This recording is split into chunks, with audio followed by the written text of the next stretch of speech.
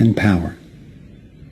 David Icke explains how he sees the Federal Reserve rigging the so-called business cycles. Stage one, it's like throwing a fishing line out. Stage one, you put lots of money, units of exchange, into circulation. You do this by pushing interest rates down, by making lots of loans. This is the part of the cycle we call a boom.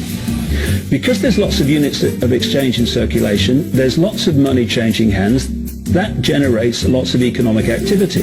That generates jobs. And as more and more money is spent, there's more demand. So companies take out more loans of fresh air money to increase their production.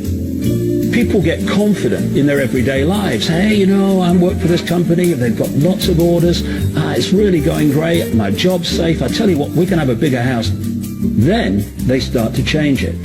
What they do is they pull the fishing line in. They push interest rates up.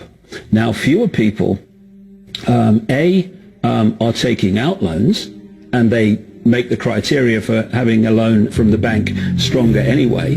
And also, now, as interest rates have gone up, a larger part of people's income is going to pay back the extra interest and not being circulated in buying things. Suddenly, there's nothing like as much money in circulation, and therefore, fewer things are being bought. Companies start to go down in terms of their profits. They start to shed jobs, and they start to go out of business.